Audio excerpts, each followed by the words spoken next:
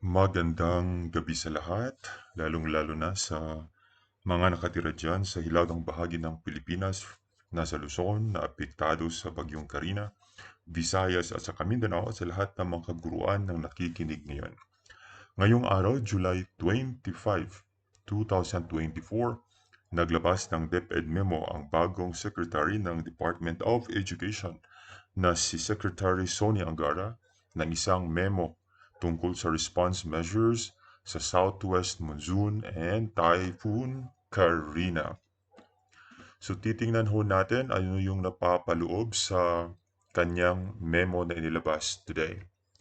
So unang-una, naglabas siya tungkol sa implementation of preparedness and response measures kapag merong mga sakuna. Then, pangalawa, the use of schools at evacuation centers should be for only maximum of 15 days. So, nakaano yun yan, nakalagay ho dun yan. Then, the third one is tungkol naman sa Provident Fund, no? Para sa lahat ng mga apektado na mga guro. So, affected deputy employees or personnel may avail of loans, multipurpose loans up to 100,000 pesos and extreme emergency loan up to 200,000. So right now, yung mga nasa apektadong regions, pwede sila maka-avail ng 200,000 calamity emergency loan. Then, lahat ng mga school buildings ng DepEd, so far, meron yang insurance, no? That's mentioned here. Number 4, the Bureau of Treasury implemented the National Indemnity Insurance Program through GSIS to provide insurance protection to government assets against natural calamities. For 2024, 132,862 DepEd school buildings with an approximate value of 800 billion are insured. So yun ho ang summary sa memo na inilabas ni Secretary Kalihim Sonny Angara. Okay? Ito ay makikita ho natin sa kanyang FB page kasi hindi pa ito na-upload doon sa website ng DepEd. Tingnan ko mamaya. Alright? So dito, this is for memorandum for regions 1, 2, 3, 4A, 4B, 5, 6, 8, Cordillera Autonomous Region CAR, and the National Capital Region. Reiteration of the preparedness for response measures in connection with the combined effects of Southwest Monsoon Habagat and Super Typhoon Karina.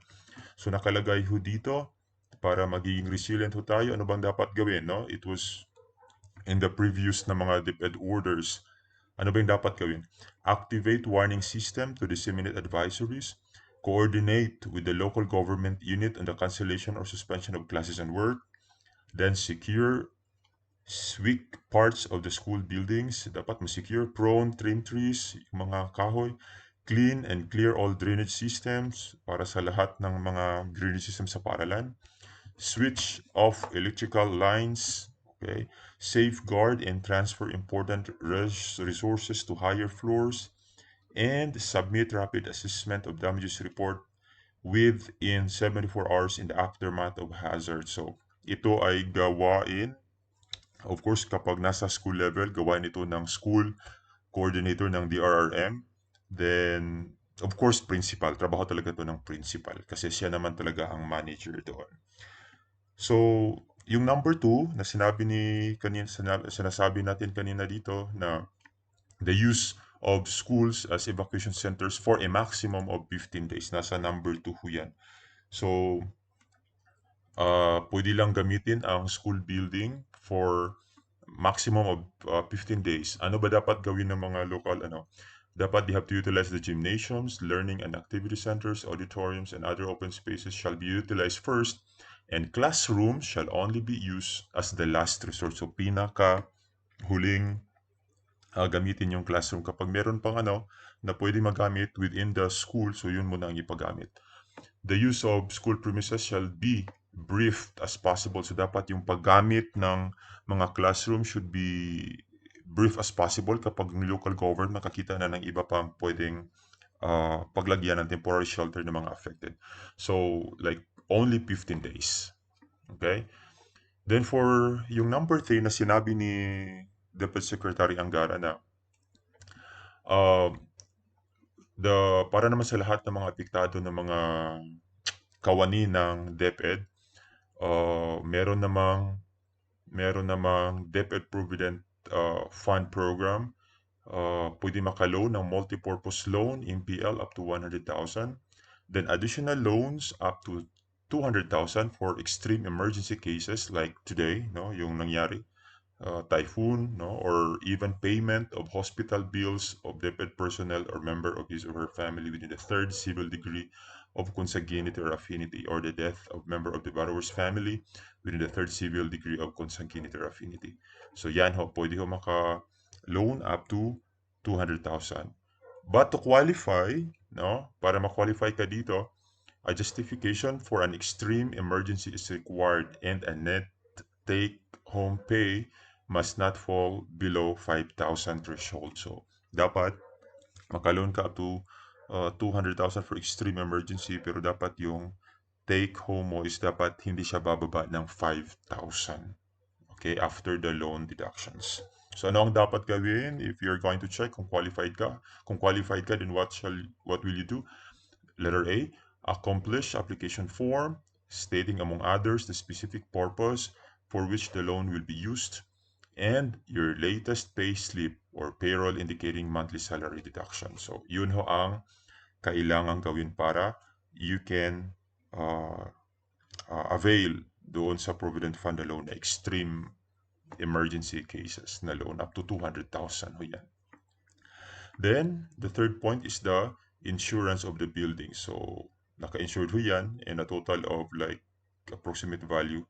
Ilang classroom ba ang ilang buildings ba ang naka-insured? We have 132,862. Okay. So, nasabi na ho yan ni natin kanina dito. So, ito ho yung laman ng DepEd memo ni Senator Sonny Angara. DepEd memo number 4, series of 2024, July 25, 2024. Alright? So, yun ho ang update doon sa memo na inisyu ni Senator Sonny Angara. Again ha, this is just for regions 1.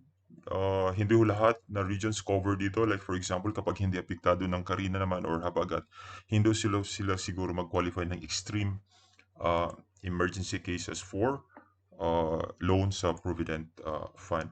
So kung titingnan natin ho dito, yung memo is addressed to or particularly regions 1, 2, 3, 4A, 4B, 5, 6, 8.